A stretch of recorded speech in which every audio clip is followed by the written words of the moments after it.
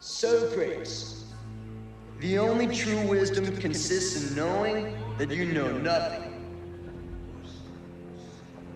That's us, dude. Oh, yeah. Let's bag him. Yeah. Socrates. Okay, so what's that knowledge of what's truly important called?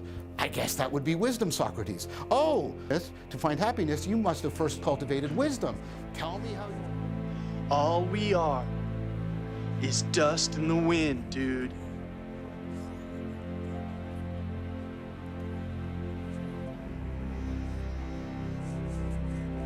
Dust, wind, dude. How is Socrates within and without? How is he liminal? How is he monstrous? Like you're saying, if you can have a healthy experience of sexuality or anger, then when it's in situ and out in the world, then it probably will function better. The same way martial artists train in a dojo, but not to like be the best in the dojo, but rather to like defend themselves if someone tries to steal their grain on the way to the city or whatever it is. It would be really interesting to try to tell an obviously somewhat mythologized history of the evolution of emotion, right? Mhm. There's I think a guy did Rifkin do a book on the rise of empathy in civilization? Very Oh, I've never interesting. heard that. Yeah. Yeah, I can't remember. It's called The Empathic Civilization, something like that. I think it's by Jeremy Rifkin.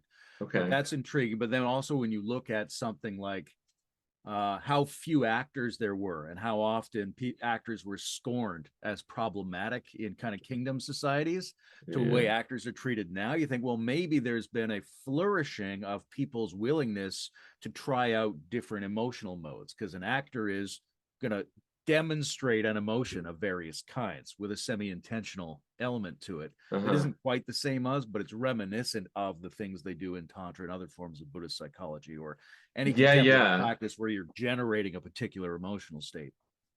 Yeah, John later talks about improv, and improv is like exactly that, right? You're trying to build a finesse with spontaneity, like the irony of trying to be finesse and spontaneity at the same time, and yeah, acting. Um, we also live in a weird time where we simulate a lot of things, just in like we're in the simulacrum a lot of times of like, oh well, my life sucks, but the Transformers were really cool, so that helps with my depression or whatever.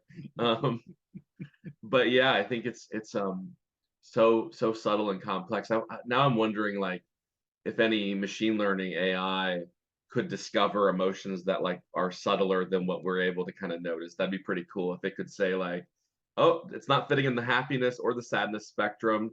It's over in the melancholy. And really the way, have you ever seen where they analyze, they did this study where they analyzed basketball teams and we have like 5 positions or 6 positions and the AI found 28 positions and they made sense when they'd show them to players and coaches. They'd go, oh yeah, I think about that and that makes a lot of sense. It wasn't just like nonsense. Well, I mean, a lot of the stuff I see coming out of computational analysis sort of suggests that very few patterns are reducible enough to the point that we would recognize them as patterns. Yeah. So there's these little islands of computational reducibility, and most of the patterns in existence would just seem totally alien to us. But what's out in that ocean of the rest of the computational patterns? And if we can find parallels between some of our affect states and some of those computational patterns, what would be the affect correlates to those patterns that are so foreign to us they fall outside even of our cognitive and perceptual reality?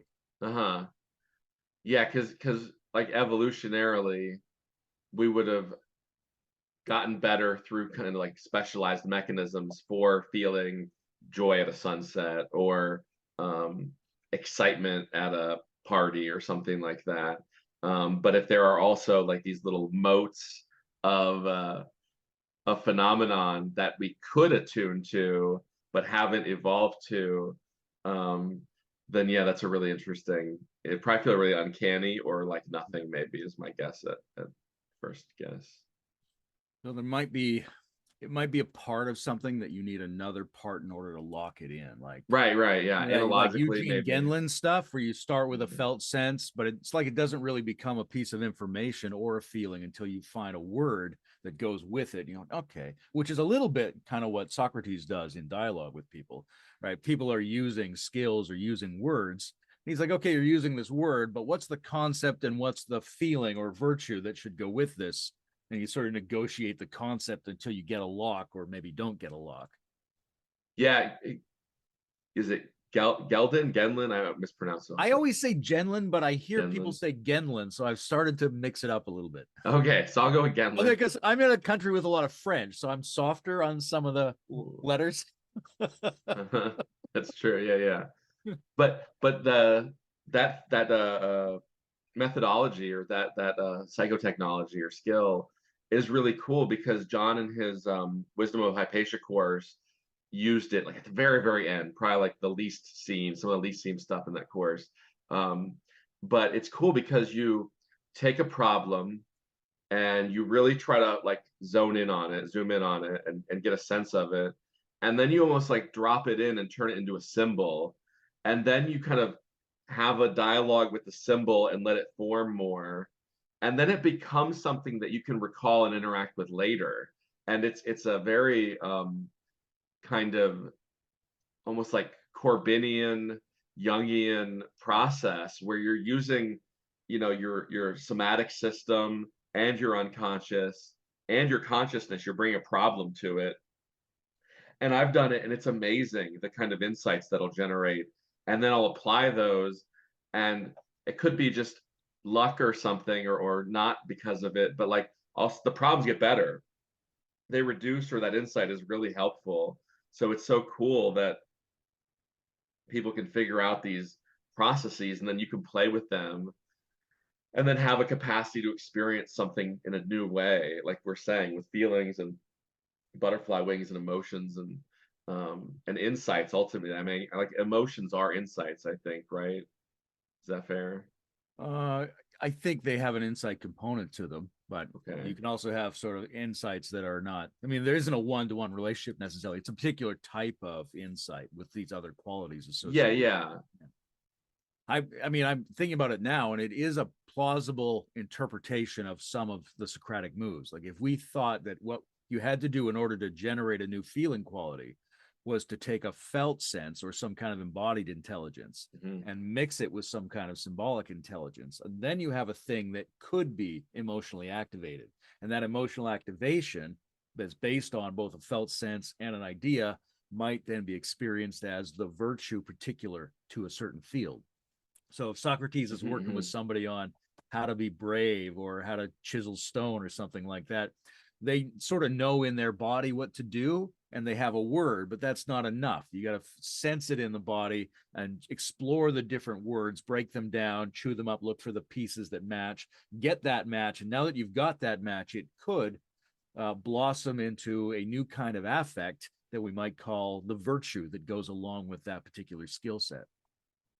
Yeah, it's like a participatory knowing is like of the self he talks about. And he talks about gnosis and noesis. And if there's a kind of like a birthing, like a Gnostic birthing happening that engenders you to like notice the world differently, it would still, just the same way children, like, they don't just start dancing and walking right away. Even if they start to get some skillfulness, they do it, they fall, they do it, they fall.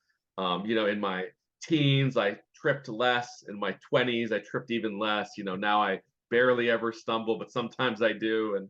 And so it's really cool to be able to both take something you heard in the third person and then start to feel it perspectively and see it, and be able to like kind of notice it on command in nature or in social situations. And then the other way around is really tricky too, because like, if you have something that you really feel, but you can't articulate it, but you can see it, like, you could probably play guitar without knowing exactly what you're doing semantically. But then when you can get both humming, it's even cooler, because then you could talk about guitar with your friends. Now you have some expertise in the area. Right. And the fact that it's not this like kind of tabula rasa romantic, like, no, I'm just an expert. I was born an expert. Like, it really takes all these different types of concentration and play and eldership, people helping you, co-creating in groups, for sure. Yeah, it's such a fascinating domain in our lives and in kind of the cognitive science world, I guess. I was thinking in that third video in the After Socrates Yeah, series, yeah. where there's the discussion about gnosis and noesis, and he starts pronouncing the G a little bit and saying gnosis. Oh, does he? Yeah, I didn't notice that. I love that. It reminded me of, I think it was on Sesame Street, might have been the Muppet Show when I was a kid, but they had this thing where we're gnoos or good gnoos. Oh, yeah, yeah, yeah. And that's right. Yeah. And so I would hear in my head, I'd be like, gnosis is good gnosis.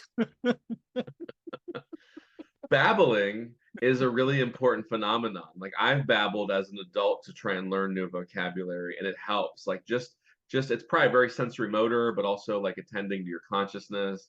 And yeah, gnosis is a really interesting phenomenon.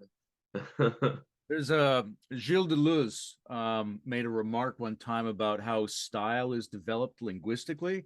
He said you have to invent a new language within your existing language by causing your language to stutter. Yeah, yeah, yeah. Again, like, if you don't get comfortable being bad at something, like, which adults are generally not good at, they get embarrassed and stop, instead of like kids that don't get, are unconscious and keep going. Yeah, the playing with language and being okay with saying nonsensical things. In fact, that's another great way to learn. Like, if you have a word, just use it with a bunch of different prepositions in a bunch of different ways, and all of a sudden it has all this extra meaning that it didn't have. Yeah, that's part of what the like the surrealist movement was trying to do. And they felt like their culture was hollowed out because it led to the war and things like that. So they were looking for some method of generating like a reinvigorated form of cultural activity, right? It should give you a real feeling. And they thought, well, it has to have some kind of surprise in it. It has to be novelty. I think Breton said it's beauty should be like the chance meeting of a sewing machine and an umbrella on a dissecting table, right? We're looking for these juxtapositions that you didn't plan, but you're like, oh, now I both see it and feel it from a new angle. Now we're getting somewhere.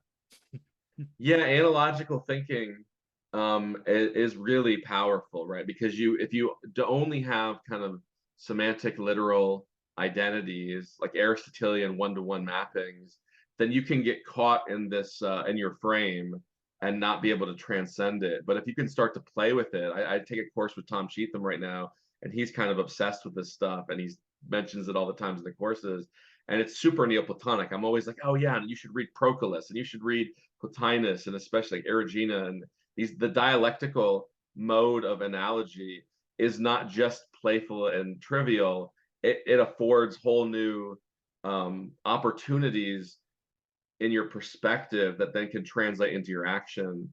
And saying, you know, my dog barks beautifully like a canary singing for its dinner. It sounds very nonsensical, but if you're trying to solve a problem, a lot of times those epiphanies can pop out of that nonsense. Yeah, there's a guy, I think it's called Stages of Life by Clifford Robinson. It's like a developmental stage model by a guy who was a specialist in psychoanalysis, and he took a year off. He was a professor, and he just did free association all day, every day as his practice. And his conclusions were like, yes, there's an element where you might inadvertently blurt out some of the structure of your psychological obstacles, but you're also building up a certain kind of competence and a certain kind of openness, because you're affording yourself the opportunity of all these interesting conjunctions that the narrowness of your ordinary mental function aren't going to allow you. And by finding those, you gain an ability to map structures in yourself in the world that you wouldn't have had before, because you just didn't have the particular webbing to do that map. So there's something about seemingly non-rational mental connecting and affective connecting that's really useful. And it's sort of limited to a couple ancient philosophers and maybe to some of the magical traditions who have these ideas of like, jade goes with the number 7, goes with duck feathers. If you're like, that's weird, but it shows you lateral resonance chains instead of just forward chains. Yeah, the idea of like our brains as these networks, and if they're small world networks with like just some connections between various different domains, they're more flourishing than if they're totally wild. And then it might be jade and feathers and numbers, and you're like, oh, I didn't make any decisions today. That might have been a waste or whatever. Or on the other end, then they're too networked and too rigid, and opening that up. And John, I don't know if you've done any of the practices in the videos, but the first one, they have dialogical reflection, where you take a phrase or a wise saying and you open it up at least 3 times, and on that second and third time you'll start to like get past the kind of everyday meaning that you're normally doing, and you go, oh wow, I've never thought about life that way because I was forced to, like, through this weird constraint, do more thinking than I normally do. And in that second or third iteration you go, oh, I never thought about Socrates as midwifing, um, in a different way than I think of midwifing. Yeah, those subtle shifts of meaning, which are often very emphasis shifts, I love those. Like in my online courses, I've started making it a really common feature to go around with like a Zen koan, and everybody's going to repeat it several times. But what you do is you end up saying it slightly differently each time, and each person says it slightly differently. So after you've heard it in a bunch of different ways, you've heard a bunch of different angles into the puzzle, right? You've got all these different takes, and John does that a little bit. Like he takes the time at the beginning to say, after Socrates, after means this, after also means this, after also means this. There's a sense of the ease and the normalcy of the deconstruction into the multiple emphases, which is really important if you're going to go into something. If you want depth, you've got to break up the surface. Yeah, and our concepts are, they need to be stable enough that they can be useful, but like you're saying, we can unloosen that stability and generate new meaning, and then let it restabilize in that new form, and then all of a sudden you have a richer conception of like self, world, other. And it's really like it's all about symbolic. Like I guess words are very symbolic in that sense, that they hold all this emotion and cognition, and we just effortlessly go, oh, I want to say something, and the words kind of magically show up. I had a cognitive science teacher one time that would literally just not plan anything and trust in his ability to like wildly generate what would need to happen.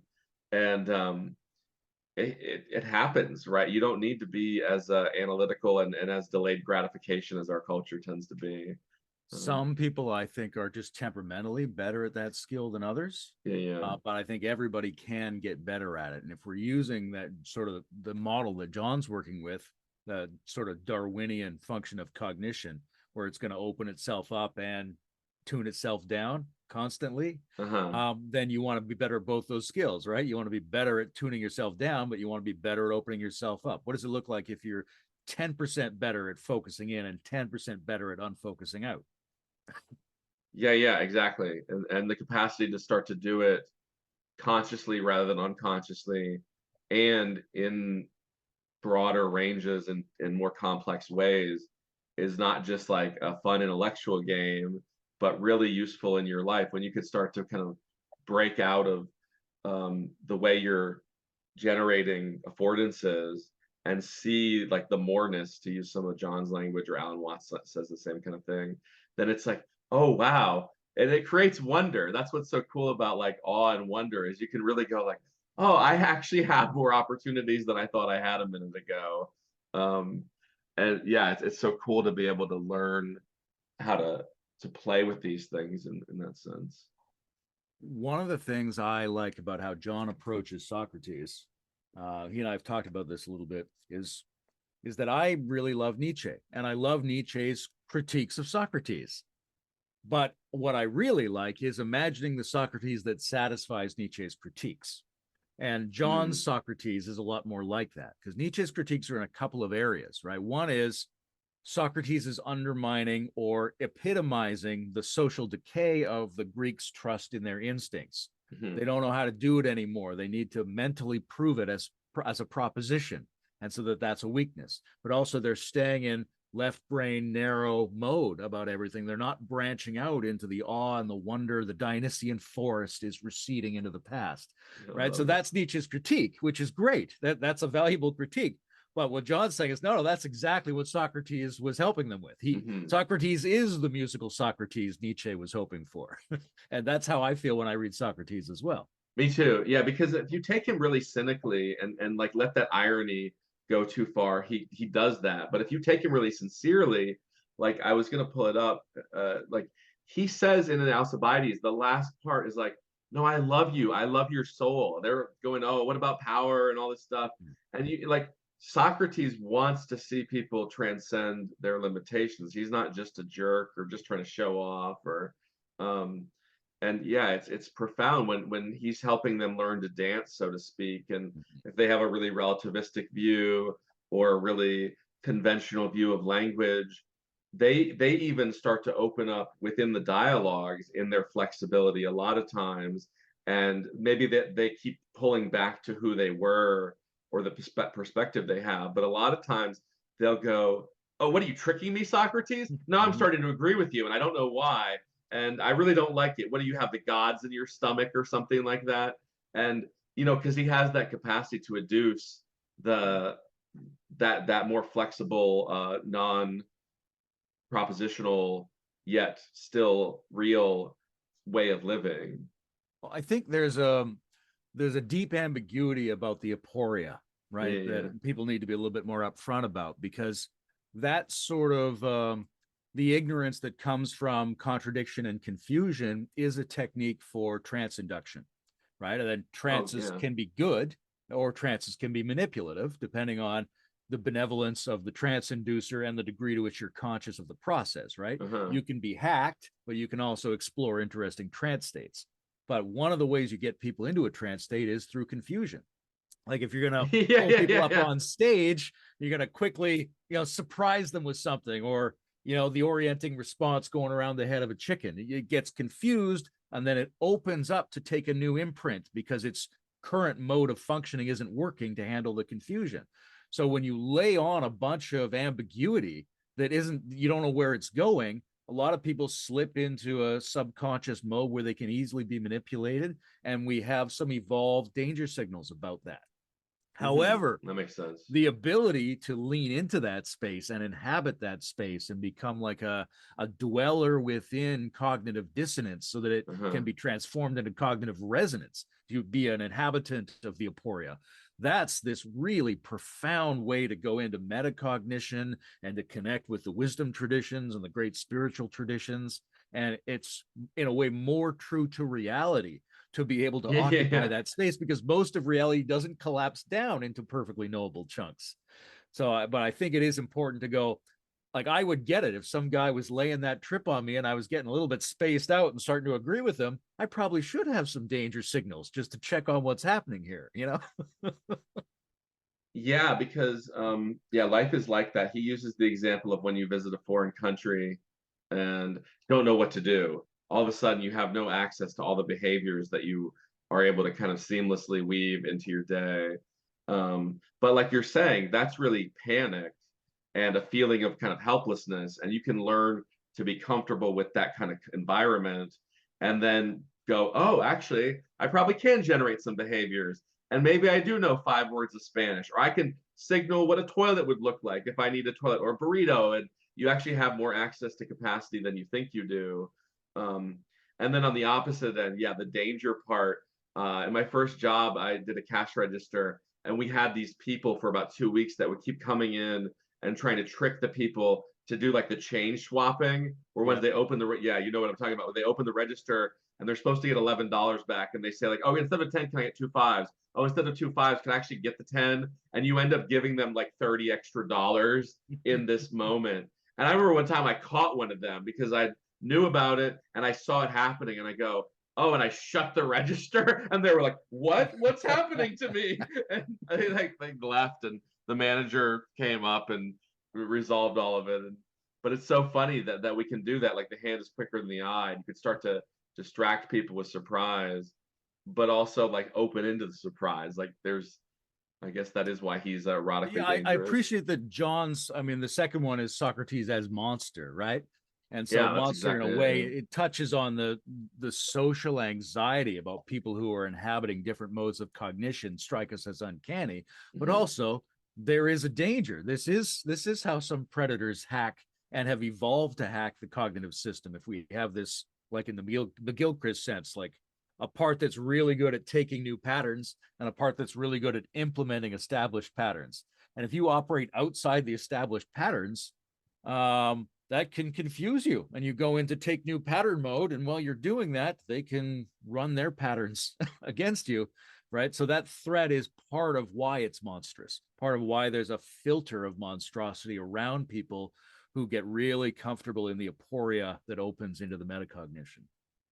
Yeah, because I mean, one of the things that we're kind of aiming for when we enculturate young people and ourselves or train someone into a new job is that it's way easier to function in a very stable, predictable environment. And once you have college students that know to come in on time, sit facing the front, not interrupt, not be distracting, you can do more learning, which is like the meta goal of why everyone's there. And so creating that stability is really desirable. But then when people like Heideggerian, like when they forget that that was a social creation and take it as like some ultimate truth, you can get trapped in the norms that you generated. Zen is, I think, a good example if they were able to break out of those enculturated norms. Well, I think as long as you get the, when John does this all the time, Yeah, right? yeah, As yeah. long as you have that image in your mind, then you're like, okay, we've got a self-organizing criticality. The point is to anything which is really good is going to have diminishing returns if it goes too far and doesn't flip over to the other side. As long if it's going back and forth, like you want people to be able to discipline themselves to come in, sit down, face forward, take that information.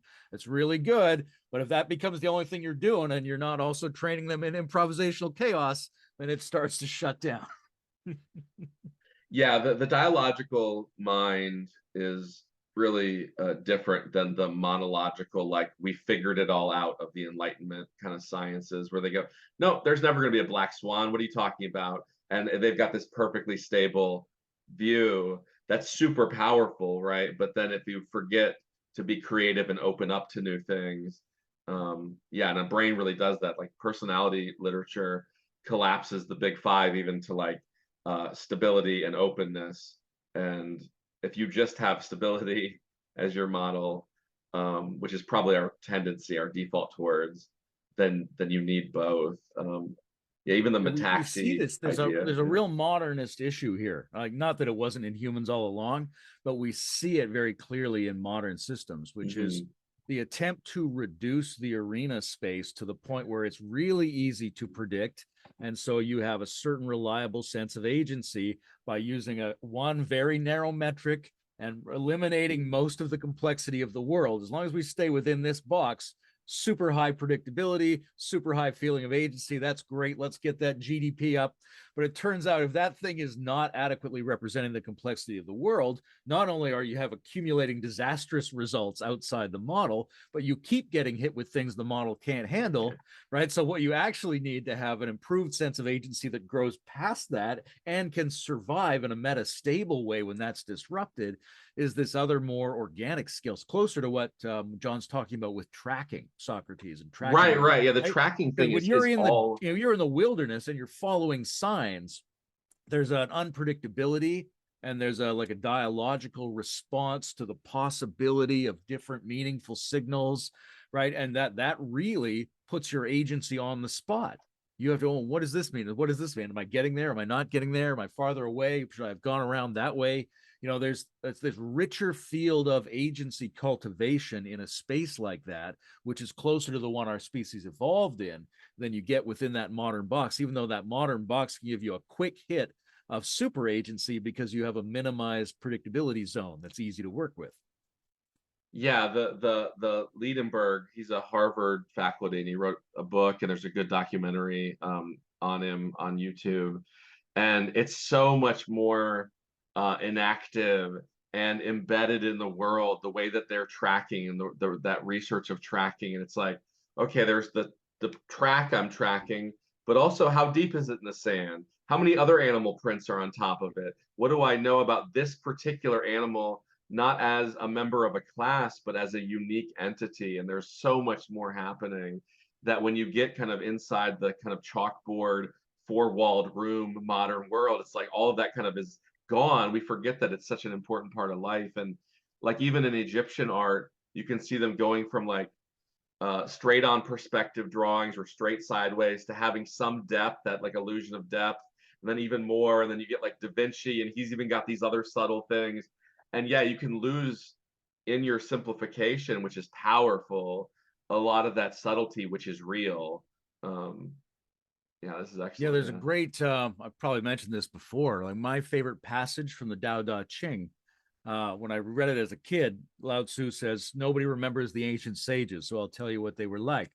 And in my kid mind, I'm like, you're an ancient sage, aren't you? So like, who are you talking about? Who was an ancient sage to you? Yeah. But he says this was their practice. This is what they were like. They were like people crossing a frozen river when they didn't know how thick the ice was, right? So there's a way of, a poise or a meta-optimal grip when you're constantly up against the edge of potential novelty in the map of reality you're making, right? Because that you don't know about that ice, and it's viscerally serious that you don't know. So you have to keep that novelty edge in your frame, which means you can always be enriching the depth and multidimensionality of the predictive model that you're coming up with. So it's really good for your agency to be in those conditions, which we now think of as sort of flow states and proximal learning zones and things like that. Yeah, I love Meno's paradox that like you can have some knowledge, but it's only partial knowledge. And it keeps you open to the fact that you're always acting with unknowns. Like in poker, if you waited till you had all the information you need, you'd lose all the time. But you have to act in a probabilistic way. And it's also kind of subtle too, because you don't have to abandon your models when they don't work. It could be unknowns that are hurting your model's accuracy, not the actual badness of the model. So it's really, yeah, I love that really passage of the just melting need ice. Yeah. a bracketing capacity and an emotional, culturally entrained emotional willingness to be at edges of discomfort. Right. Because then you can still keep your model. Like if I deal with a lot of people who, like myself, have had these experiences where you're like, wow, that really seemed like the absolute. Right. And then a lot of these people use the old style of phrasing where they want to insist to you that it was absolute. And I want to be like, no, it seemed like it was absolute. And by saying that, I'm not undercutting it. I agree. That was the optimal experience that I'm aware of. But I'm going to leave the door open. I'm not going to close the door. Let's just put it in quotes. We're not removing anything, but we could always discover something else going forward. Yeah, the Kyoto school is like idea of absolute mediation, that there's like it can only mediate, it can't be, or something like that. And the like Tom Cheetham and Henry Corbin, which he talks about the imaginal in the series a good bit. Like if you start reifying these Gnostic experiences or these like yogic union experiences, they can actually pull you away from your reality. You're always in your memory and your conceptual framing, not in your perceptual encounter with, like you were saying earlier, all of this mystery. Eckhart has a really cool passage that I remember reading one morning. He's like, yeah, even Christ is gone. He's thousands of years ago. All your symbols, if you hide in them, or your models, if you don't want to talk about symbols, or your models, or your experience, then you can lose touch with immediacy. Yeah, the fragility that bases itself on something in the past, even if that past thing was optimally valid. Yeah. Right. In John discusses the general and the training for courage. Right. So there's these guys there that have a sense of what courage is, and it's based on previous conclusions or previous things they've gone through. But in a way, the punchline of the story was Socrates demonstrated courage in the moment of the discussion. He was demonstrating it right now, which makes him the better educator than the person who can tell you of the previous demonstration of courage.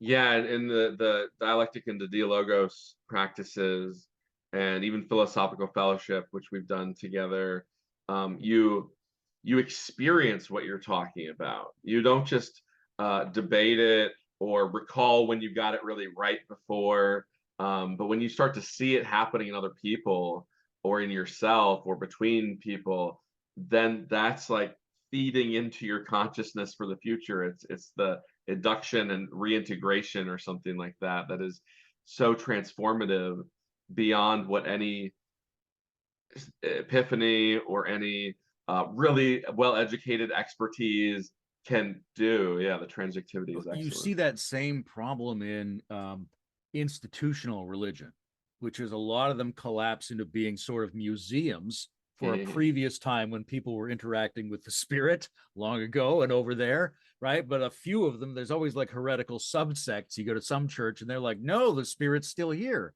We're co-enacting it. It comes among us. Right, yeah, like singing in churches and ecstatic dance. There's a great book on dance that I learned from Tom Cheetham, where the colonizers, the colonial people from Europe coming to North and South America, were like, what are these people doing? Why aren't they just praying like us? Don't they know how to be religious? And they were having, like you're saying, these ecstatic liturgical experiences that were parallel to what probably early Christians were doing, but that were so confusing to the enlightened modern mind of Europe. And it's so tricky to preserve those things because, again, the Kyoto School has some really cool stuff where you have the experience of something, but if you start conceptualizing it and not feeling and experiencing the experience except for as a concept, it's easy to become like this mechanical thing and not even realize it.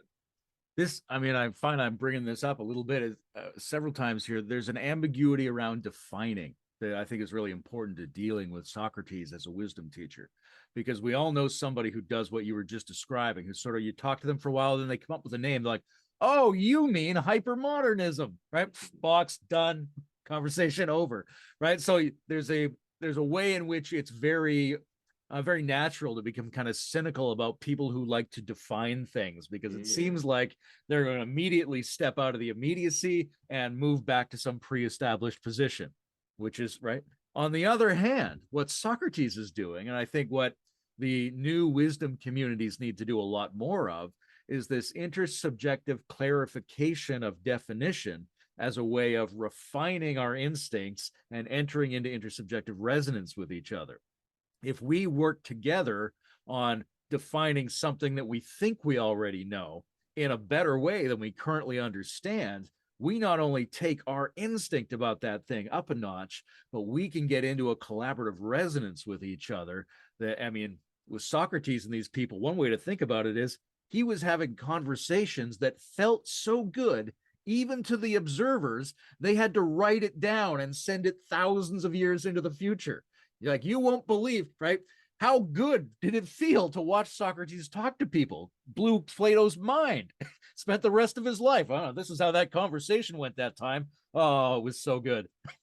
That's the definition of wisdom, right? It's like really cool that we can, using beads or rope or clay or whatever we do, but we can say, oh, that event or that insight, we should hang on to that. Even though this oral tradition and memory is all cool, let's really stick with this, and let's all remember how Noah solved the flood or how Socrates interacted with Athens, because and on the other side of that, John in Awakening from the Meaning Crisis, I loved when he talks about, like, you shouldn't have an erotic experience with a cup, even though it is something like it's a category and its usefulness is just the fact that you need a cup that fits the category. So it's not like you always want to be opening up your concepts, but when your old stuff isn't working, that's exactly when you don't want to just keep repeating the old things, and you need to have that skill. And also the opposite too, you need to be able to reciprocally narrow on a better idea, because I think a lot of people in this liminal space get really intoxicated by the opening up and go,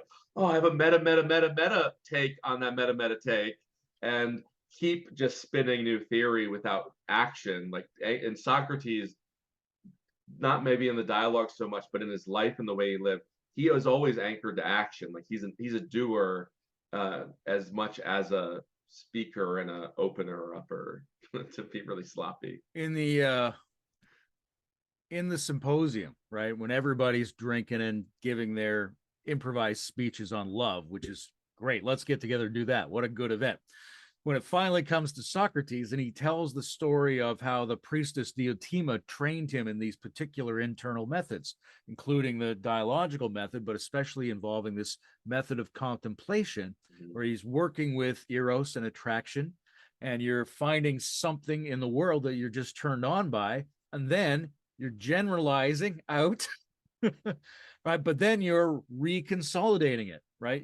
At the new level, you're specifically focused on whatever new abstract thing sums up that whole new field of possible eros objects, and you're zeroing in particularly on that quality. And it keeps going up and up and up in this kind of jhana-like development that Socrates lays out in that speech.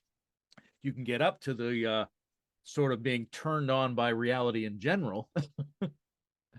But that involves constantly bringing it back down to one particular focus, right? You can't, you're here with an object of contemplation, and then you go, well, actually, there's a whole bunch of things, right? Yes, that guy looks hot, but many people look hot. Okay, right. So then I don't want to stop there. I want to zero in on the possible hotness of the many. That's one specific thing. I'll go there, zeroing in. So that process of widening out and zeroing in is something that I think Socrates demonstrates really well in that speech. Yeah, John says, like, in one of the little pop-ups in the graphics of the new beauty of the series, we seek to bind ourselves to things, and that's what you're talking about. And I think the forms make more sense like that too, that they both open you up to what's between or what's more within a thing, but then also you need to go back down into the world. They're more of a mediating function than, like, a lot of people interpret them as, like, I just want to get to the forms and keep getting to the forms. But if you have, like, an insight that makes you rethink how humanity works, you should then use it to interact with real people. And that's kind of what you're saying, is like, it's not just the ladder up, but it's like, bring it back into your life in specific instances. The ability to reconsolidate at the new level of abstraction that's been opened up by the diversification, that's the thing that allows you to bring it back into particular circumstances. Because if you just have it in the distributed form, you can't really anchor it to a particular action or a particular set of deeds in the world. Right, and it makes it so it's like, there's a really funny Star Trek, the old generation one, where they visit a planet of like 20 contemplators that get these psychic powers, and one of them is getting old, so his psychic powers are not working on command. They're breaking things when he doesn't want them to happen, because he's getting like Alzheimer's, basically, like alien Alzheimer's. And it's really highlights the idea that you don't want to just live a purely contemplative life, because they lose touch with reality. None of them know how to do anything practical. They have slaves because of that, and they learn to, like, they lose touch with virtue in a sense. And if you just have this, like, gotta go up in whatever religion, it can be really maladaptive. And, like, people say of Plato, like, he also says, come back down to the cave. The Buddha says, go back out to the people. Christ does the same thing. It's not just knowing these transcendent meta categories or whatever, having these symbolic epiphanies, but how can they make you relate better? And that erotic binding is pretty cool. Yeah, I think the like, who does this? Sloterdijk discusses ascesis as exercise. Yeah, exactly. I think is a really good translation of that term. That all of these things, and even when I do work with people, you're not supposed to do the exercise 100%. It's not your new rule of life. Do it during the exercise time. Same as, like, push-ups could be really good for you. That doesn't mean you should only do push-ups now and not walk around. You put some time aside for push-ups. Yeah, if the practice for contemplation. Yeah, if the practice becomes an ends rather than a means, that can be maladaptive. I do this thing called Japanese yoga, and the teacher one time told a story of someone that just did it like 6 hours a day, every day, like all of his time. He wasn't living anymore. The point of the practice was to remove suffering, afford more dynamic living, and it became this detached non-living.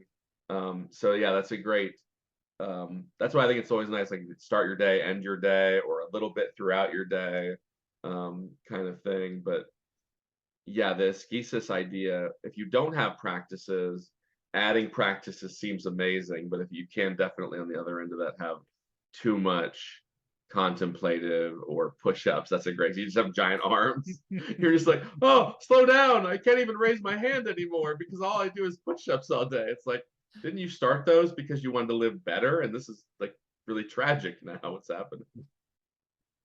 Yeah, there was a documentary about the Kumbh Mela in India I saw when I was a kid, and one the very famous guy who'd had his arm raised for decades, and they would ask him these questions about spirituality, and he said, I don't know the answers to these questions. I have a lot of willpower. I can keep my arm raised. That's all I can do. Yeah. Right, the ecology idea, the fact that life is so multi-aspectual that no mono practice is good, nor is there even maybe a balance in the ecology, but that you should always be kind of once in a while reflecting on your practices or looking for signs or playing with things and dropping things out or letting new things in. There's And no that can be really perfect fun. metric, but if you're personally attuned to the sense of vitality in your system, to freshness, and you're in a culture that values that, then you can check and see whether your freshness is being undermined by the practice. Because it's same like if you were to sit down and do some writing, that's fine. But if you start to feel like your legs are going dead, your clarity's going down, maybe it's time to get up and go for a walk. Right. So if we have some kind of viscerally felt feedback metric we can use in a community of people who also value that thing, I think that goes a long way to keeping the ecology of practices kind of balanced out properly. Because when you've gone too far, it starts to devitalize you. Right. And that's like you were kind of saying, like having friends or people in a community that can say, hey, you're not looking so well. What's going on? That's really valuable. And that's a problem with like too much in psychology. They call it power distance. South Korea, for example, at least had this when they were doing the research where there was like 3 crashes in planes in like a 2-year period. And they could have been avoided because people like stewards or stewardesses knew of a problem, but it was considered unhonorable and disrespectful in that culture to undermine the authority of the people that could change the problem. That like, oh, no one, my friends won't tell me that I'm like becoming really weird. So the need for like the kind of communal structure that appreciates honesty rather than appreciates like ego or status or something like that. That's really important, where you start guruifying the members or alienating them from the truth of each other and stuff. And then that in itself, for different types of people, of course, but that has to be handled skillfully because we all know when people in our lives come at us with some feedback, right. Often it doesn't go well. And you're like, I probably could have received that message if you'd said it in a slightly less confrontational manner, or if you indicated that you don't necessarily know, but you've been noticing this, or you're curious about this in what's happening to me, then I'm very open to that. But if somebody starts saying, well, this is what you're like now, you go into a defense mode and it shuts down that feedback that we're relying on.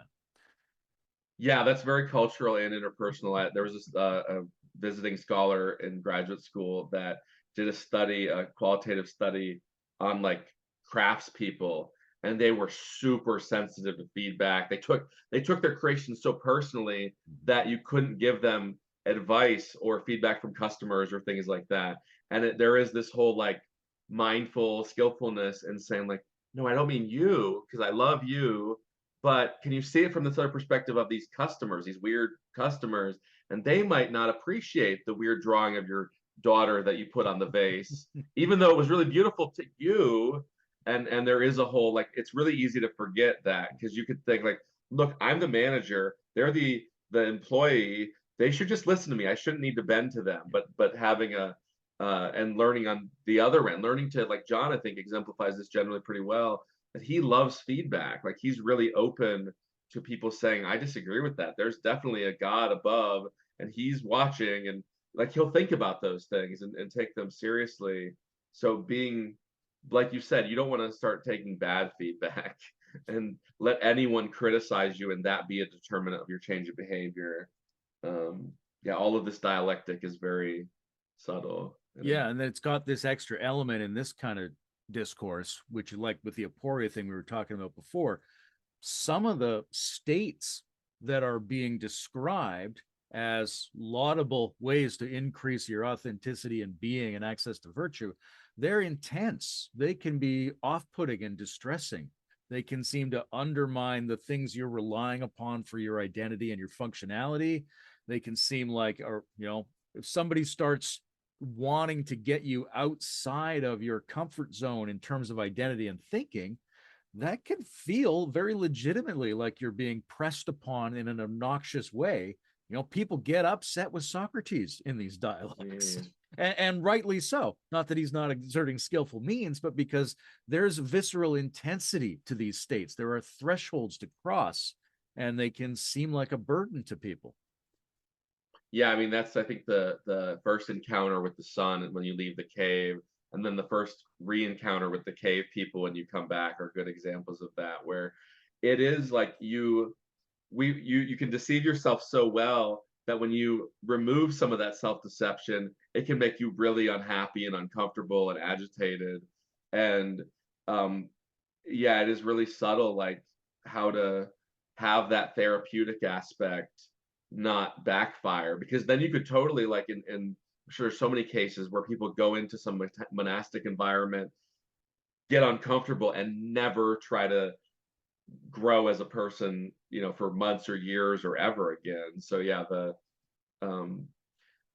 finding ways to break up those maladaptive patterns without new trauma or other negative reactions is a really interesting. I mean, even within John and Guy and their circling weekends, like, they keep revising it, and they were like, why aren't people coming back sometimes, or why, like, because it's intense, right? I remember one time I saw on one of the weekends someone have basically a religious experience, like an ecstatic experience, and I don't know if they'd ever had something like that in that intensity ever in their life. And so having, that without the right kind of feedback or with that kind of personality can be really tricky. I'm sure you've seen that way more than I Well, can yeah, imagine. and it's one of the things when I wrote the Emerge article about John's new course, I wanted to really highlight this question of assimilation.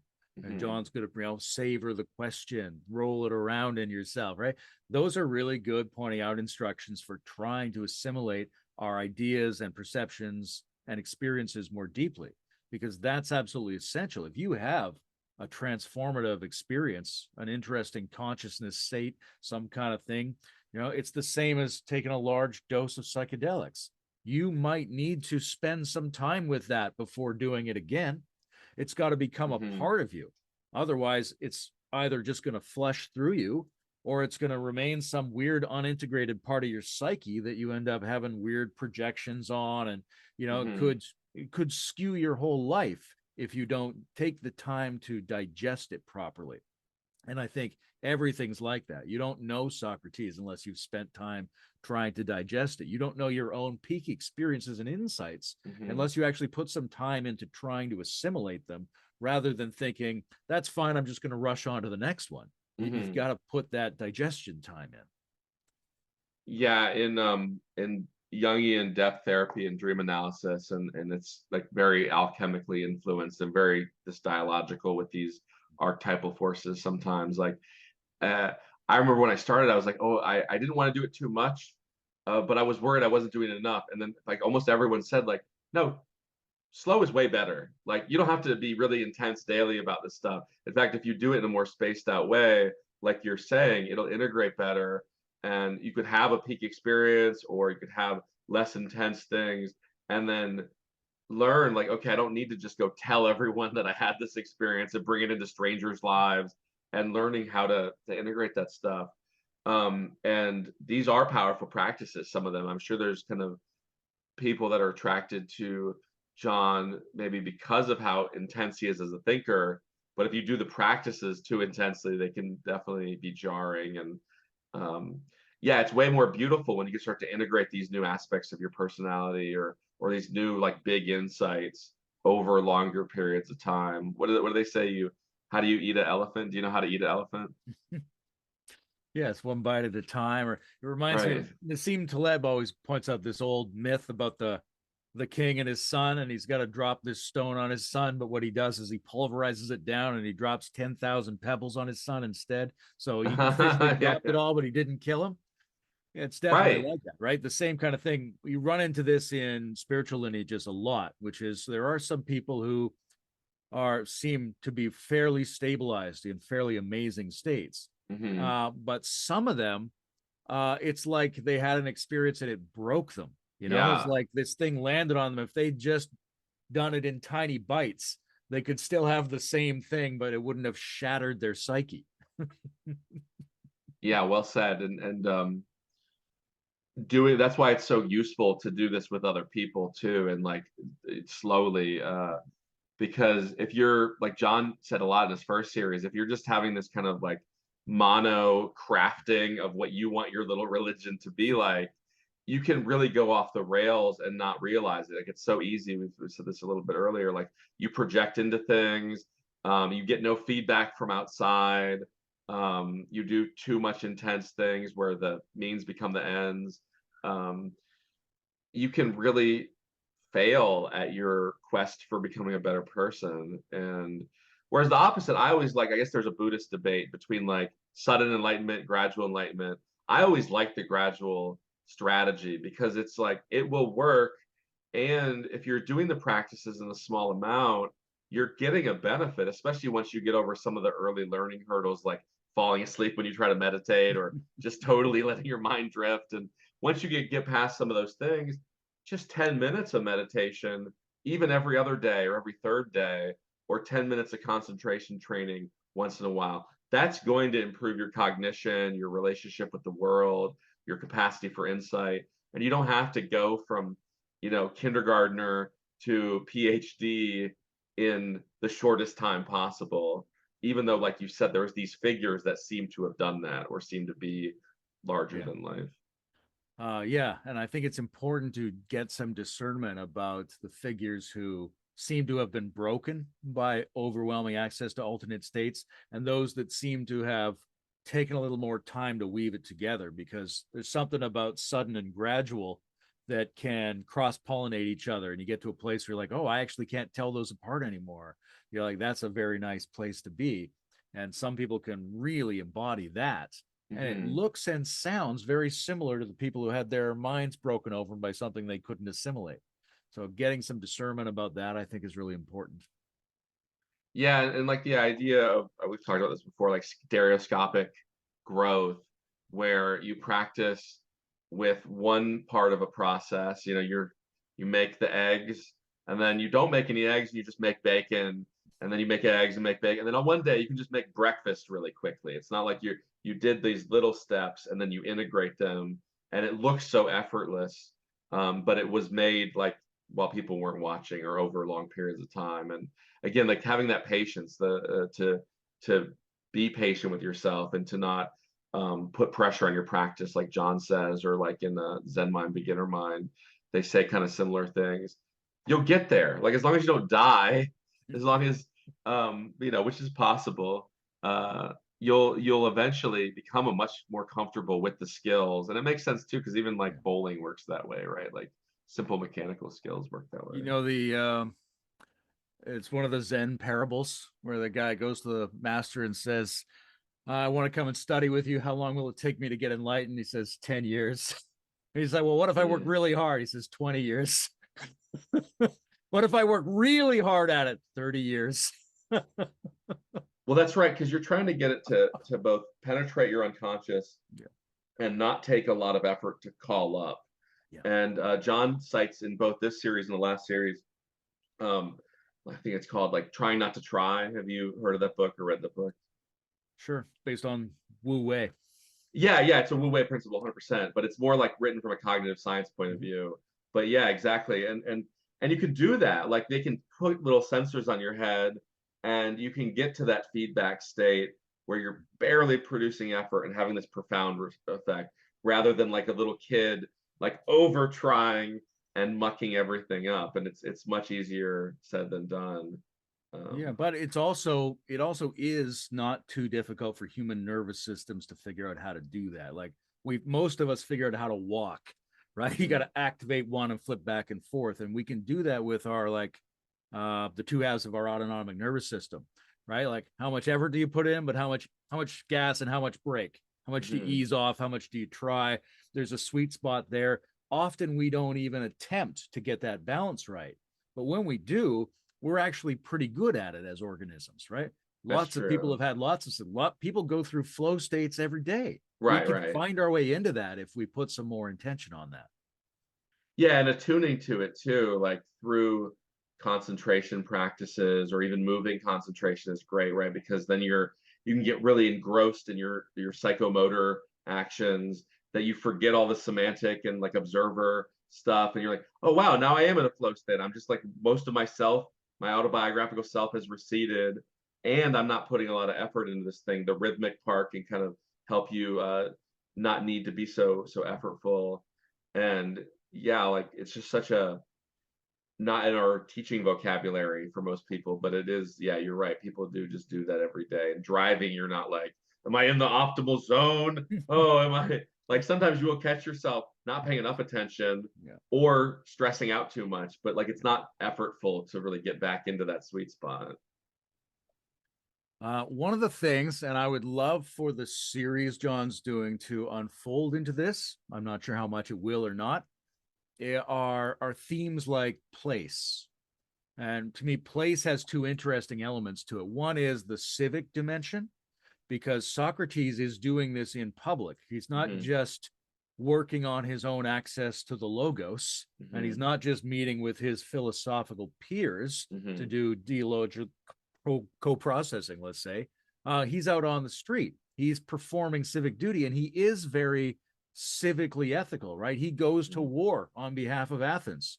He goes to the court when they call him and abides by its decisions. He is a servant of the polis. So that's a very interesting dimension of the ethics that go along with this. And it's one aspect of place. The other aspect of place, to me, is how much of the wisdom comes out of the ground of Athens. How much of the interlocutor is your actual ecology, right? And this gets to, I was making a joke in the article I wrote about before Socrates, and it's something I've, maybe Benito Roy is going to do that course.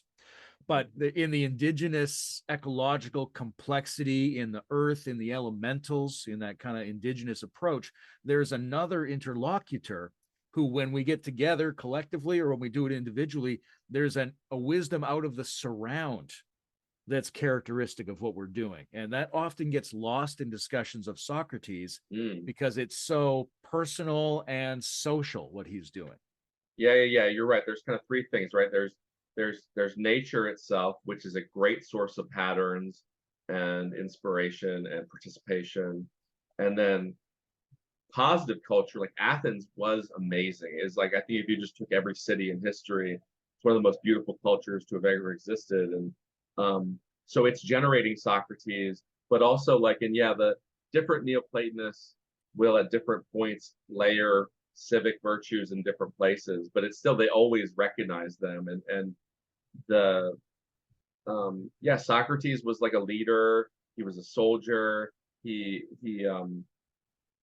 it's so participatory. It's such a different way of looking at things that, and I think that's like a more beautiful way to look at justice, right? If the city is a higher order thing and you're in service to it, if they're both working really well, they're great. And you can't really leave the city because you're starting over. It really gave birth to you. So the idea of like, we'll just send all the homeless people in my city to your city, it's a really crappy solution because it's like cutting off your arm to save your arm or something like that. So yeah, those are really maybe say more. Do you have other thoughts on that? It's a really good thought. Well, we'll see how the series evolves. I just it seems like wisdom has to be skewed toward the ecological if wisdom is going to address the types of crises that we're facing now as a society. So like, yes, we need these complementary processing modes, whether it's narrowing and opening or right and left brain cognition or ascending and descending. There's a number of different ways to think about that collaboration. But many of those ways get languaged as if it's something happening just in human neuropsychology or between human neuropsychologies. And there's a whole kind of dharma. There are whole sets of ways of wisdom that can be unfolded from just looking at those dynamics. The question is, are you going to end up in a place that works well with the environment, with the biosphere, with the ecology, with basic physiological health and all the complexity of the other organisms, right? Where are the animals in Socrates? Where are He the does talk plants, about that the kind of animals, thing? actually. He does talk about in you know, people used to talk to animals, and also that's a good sign. So you're right. And the city, he talks about that a little bit, but like when John mentioned, even I think it was episode 3, niche construction, we usually do think it's like we picture it as imposing our will on our environment, not as a co-loving. And the, you know, it's, I think I don't even like saying this, but it's more Eastern to have a more loving view on the environment. And but yeah, when you can start to say like, oh, these trees are protecting me from wind that would otherwise be creating tornadoes. They're not just for building houses, and they're beautiful, so they should be preserved. And you start having a more outward facing, and it's very agapic, right? Because agape isn't eros, it's not consumptive, it's not bringing in. And if you don't have that towards young people, towards the civil servants in your society, towards the actual nature that your home is surrounded by and built upon, then you can have this kind of solipsism or this kind of incomplete philosophy. So yeah, that's a really. Yeah, it's not like But it's am I not even there. following you right? Does that seem Yeah, reasonable? yeah. What I said? It's, Okay. I mean, it's there. I'm sure John will mention it. When he and I talk about it, he's all in. You find bits of it in Socrates, but there's a question of the emphasis, right? Are we talking a lot about things that social interlocutors do in a city and a little bit about plants and animals in the biosphere? Or are we talking, as we probably need to going forward, and as was normal for our pre-urban ancestors, are we talking about the richness of the organic ecosystem as the primary environment with a specialization sometimes for urban social living, right? Like where are we doing the balances, and how do we navigate the unfoldment of a wisdom culture that has those balances in a way that's really going to help human health and biospheric richness going forward? Because that's the kind of wisdom tradition we need, not one that could go either way on the environment. I don't know the name of the dialogue yet, but I can picture like Socrates, the rabbit, and the tree as some kind of dialogue. And you're right though, because and it feels so like it's a different way to look at the world when you look at a forest as this big, beautiful being.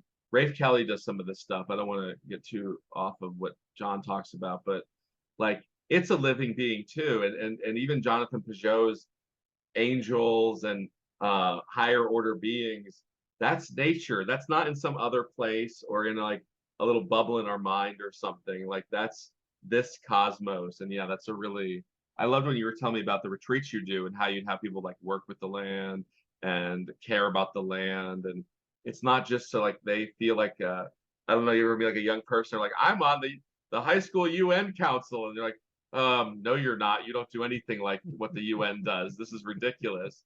Or I went to Ecuador and I helped the poor. And you're like, no, you didn't. You probably confused the poor and used a lot of fossil fuels in the process.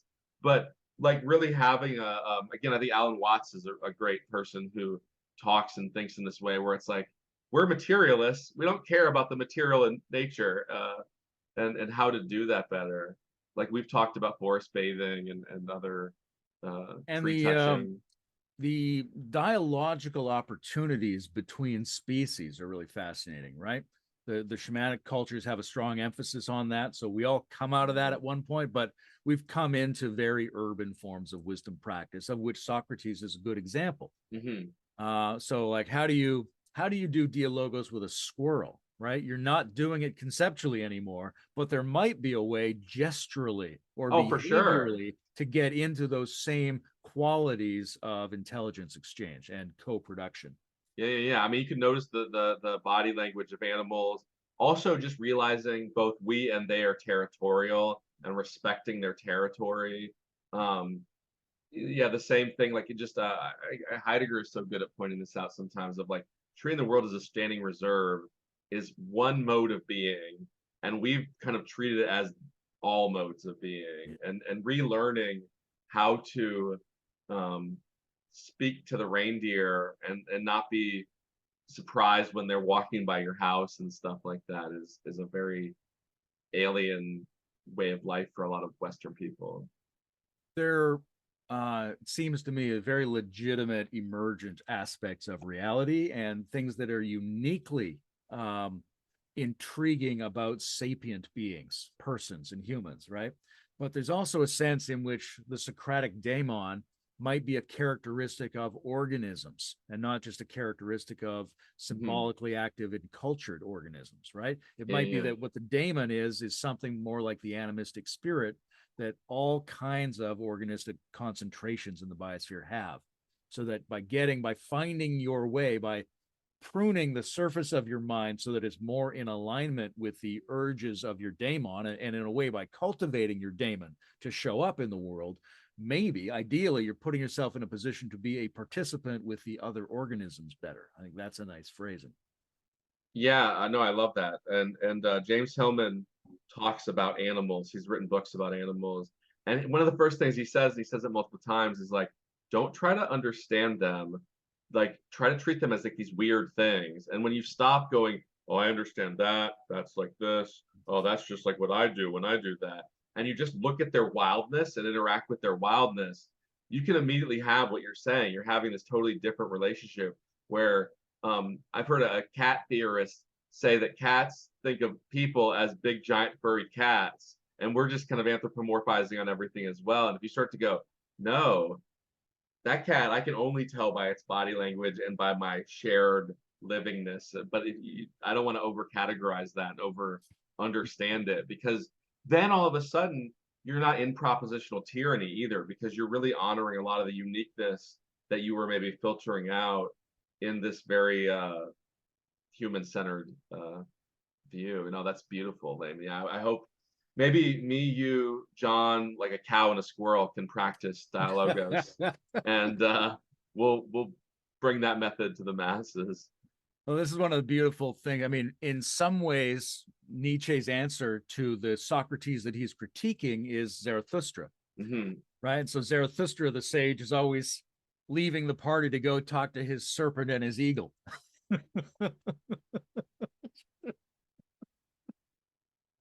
Yeah, that's awesome. No,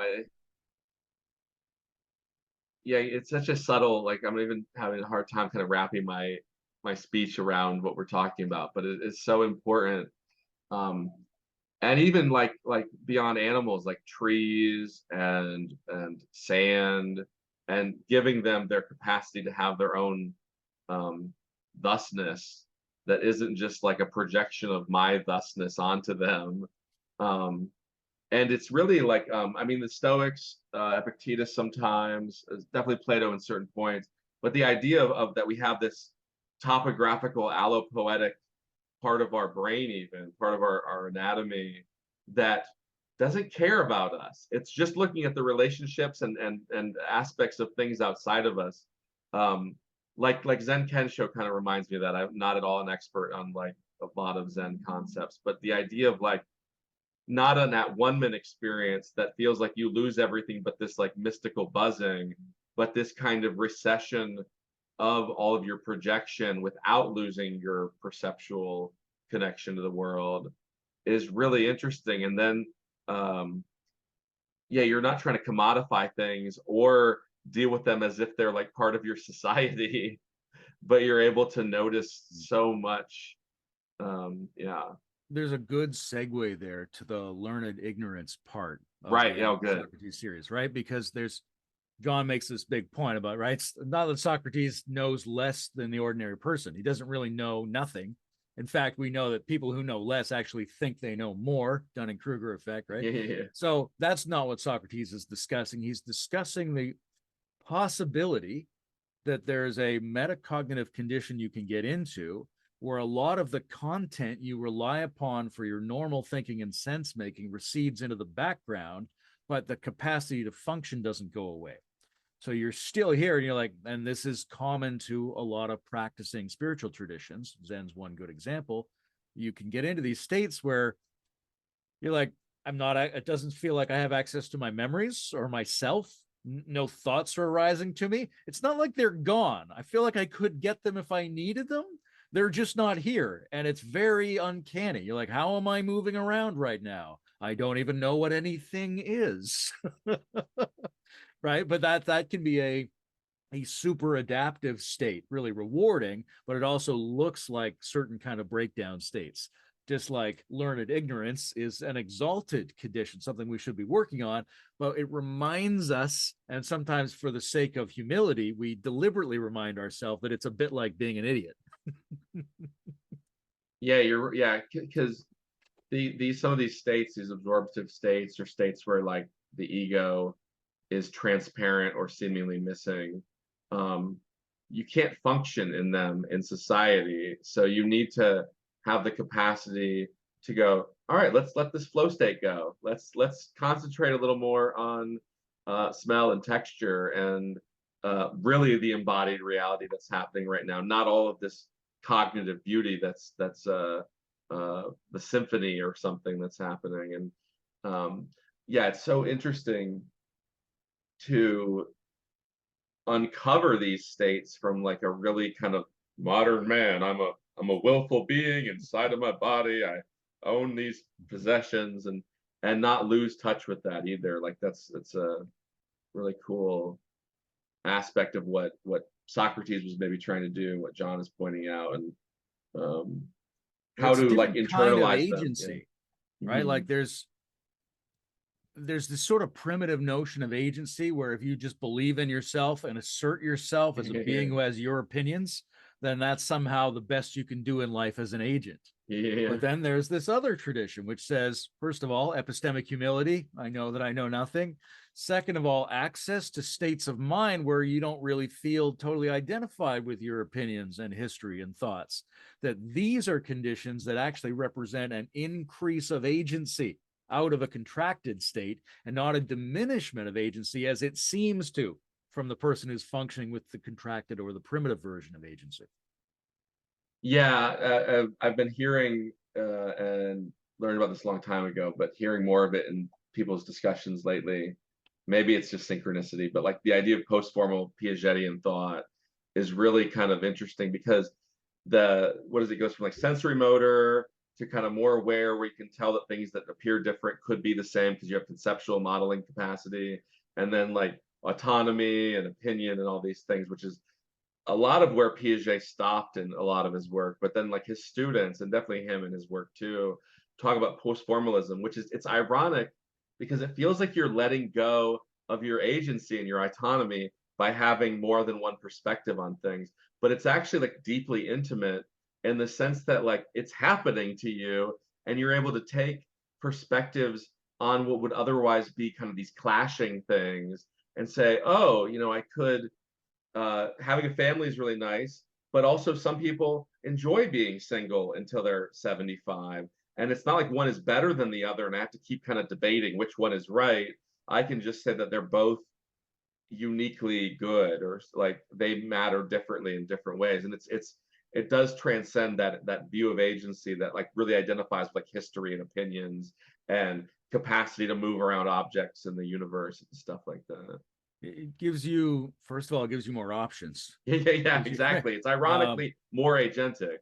Secondly, it gives you the special option, the meta option of being able to integrate more of these alternatives together so that you could move predictively on things that are going to satisfy more of your values simultaneously, which is going to give you an intensified sense of agency. Oh, that's a really good point. Yeah, beyond the perspectival benefits, it does allow you to start synthesizing between, as you differentiate, you can then integrate into a new, simple, lower order thing that then also could be in the dialectical pool of possibility. That requires you to practice the aporia. Like, right. Socrates says he knows nothing. Everybody loves the epistemic humility part. But the idea that you actually have to know nothing, something that initially is going to seem like an absence, even though it's not really an absence, it's just a contrast to the previous form of content, you're going to inhabit that space. So the aporia becomes a metacognitive container or context. And that's the space in which oppositional perspectives you used to get trapped in now become things you can observe because you have this surrounding condition of intelligence or inspection that you can then deploy. But you can't get there unless you have some experience of that expanded space that appears to have none of the previous content in it. So it's like nothingness. So it's like knowing nothing in that sense.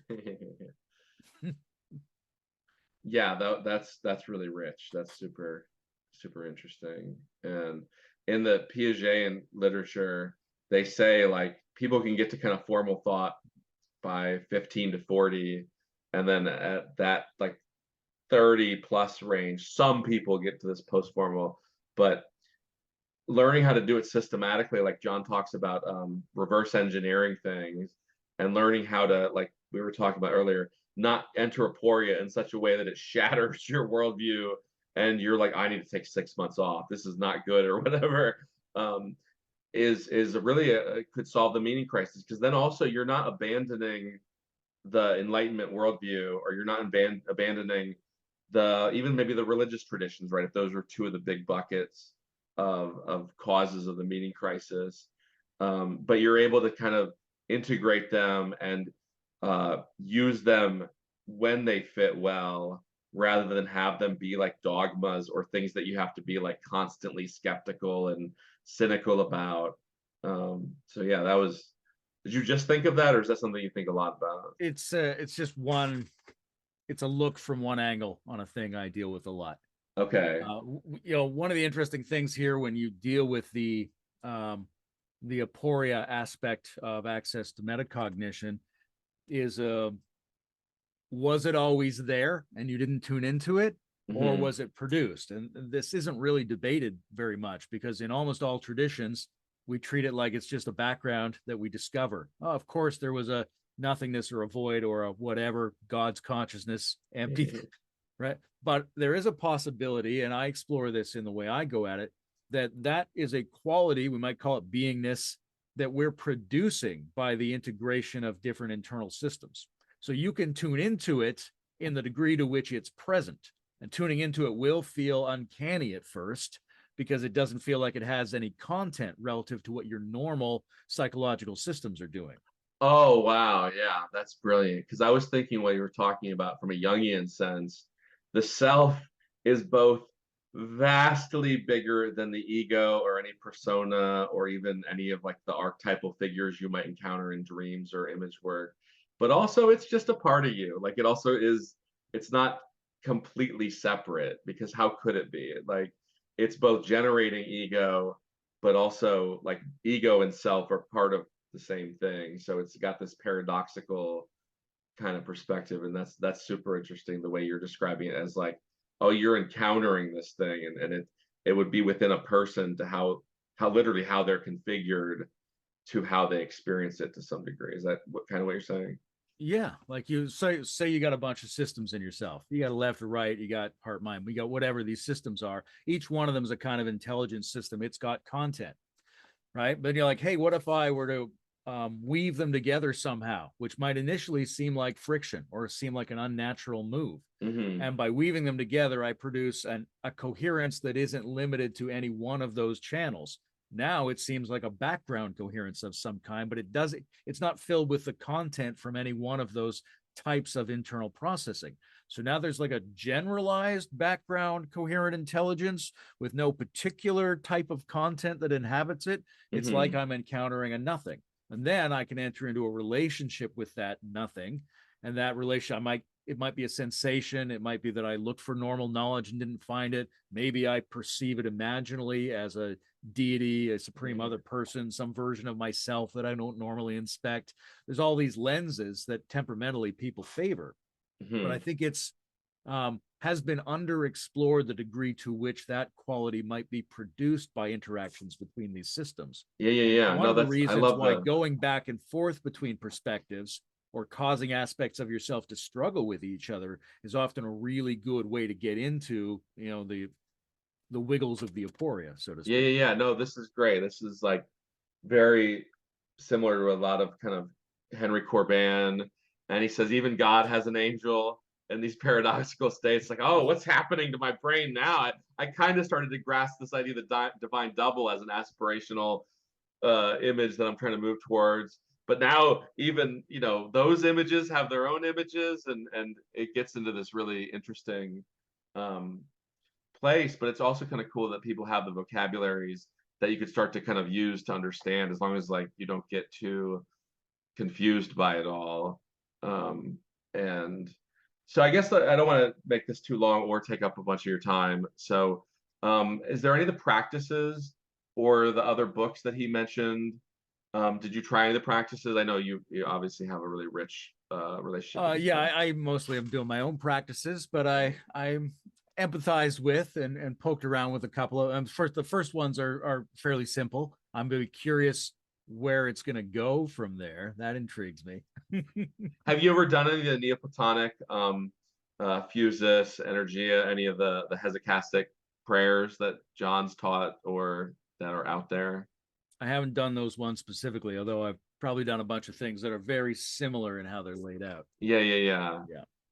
That's one of the things I love about favorites. this, because the myself and probably a lot of other people are much more familiar with phrasing that descends out of the Asian traditions than we are with the phrasing of the practices as they descend out of the Mediterranean traditions. Yeah, it's again, we're at such an awesome time in history because of both computers' ability to like connect people and to store information, that you can actually read practices from so many different traditions and start to see, like, I loved that conversation you, Bruce, and John had about practices on the not the most recent one that you told me about, but the one before that, because it's so interesting that these people just wouldn't talk.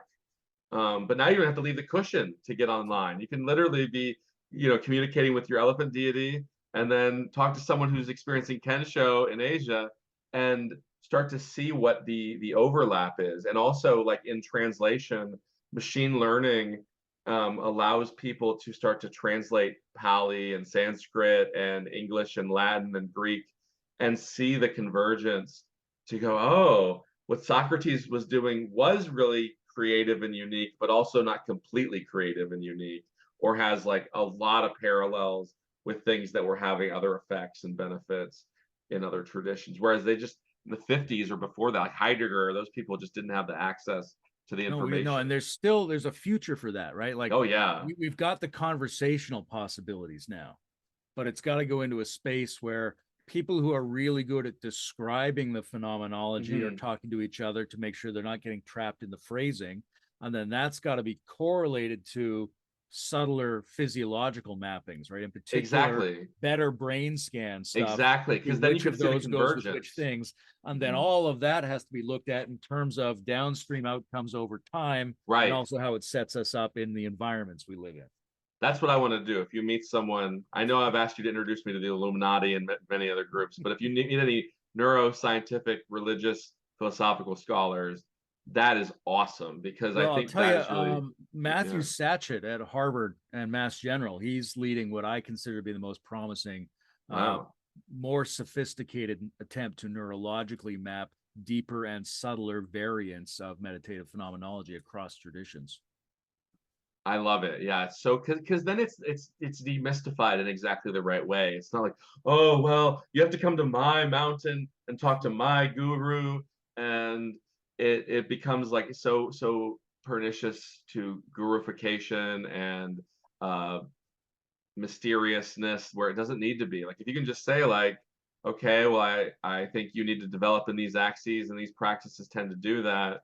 That's so much simpler and removes so much of the vanity and confusion, and just as awesome. There's so much recapture by the word tools that we use. Right? I think like one of the biggest problems in making trans-rational sense of people who've undergone real shifts in their personality and their state of consciousness is, to what degree are they capable of languaging that?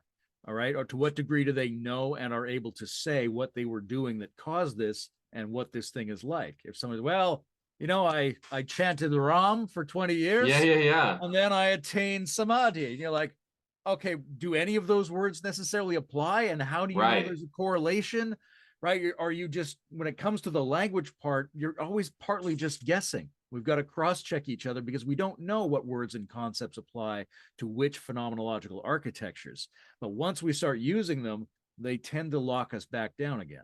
Right. John says that like when you start to add science to this stuff, it pulls a lot of the woo out of these largely Asian communities. But even it's so powerful because there is a lot of nuance in the language, but it also like makes it obscure as well. Like one of the cool things about this practice I do that started in India and went to Japan through English is that the truth had to go through a bunch of filters, and a lot of the stuff that might have been correlative but not causative, but was perceived as causative, gets lost or figured out when you go, okay, well, I have to get this to work. Oh, it's not working when I describe it this way, even though I thought it would.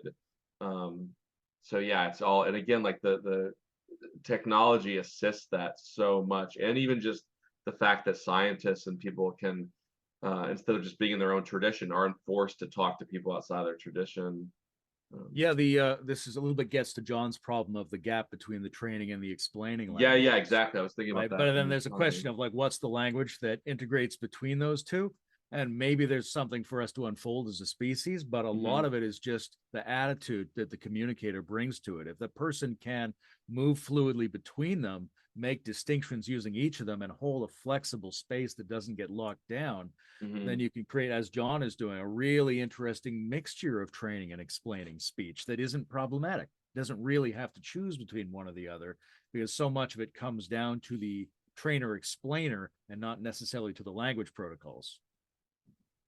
Yeah, and when I used to do training research and interview people, there are just some people, we've talked about this before, that are so much better at articulating their inner experience, the technical knowledge. When you ask them questions that might be really weird, they respond really well. And finding those people and using them as our models, or helping them to have us clarify what's going on. Like, you look at people like Steven Pinker, who's like a gifted linguist, but he overfits his domain into things where it doesn't belong sometimes. Then his explanations, people are like, well, he's smarter than me, and I don't really understand exactly what he's doing. Then they trust his explanations, and it just spreads more confusion or slows down the rate of progress.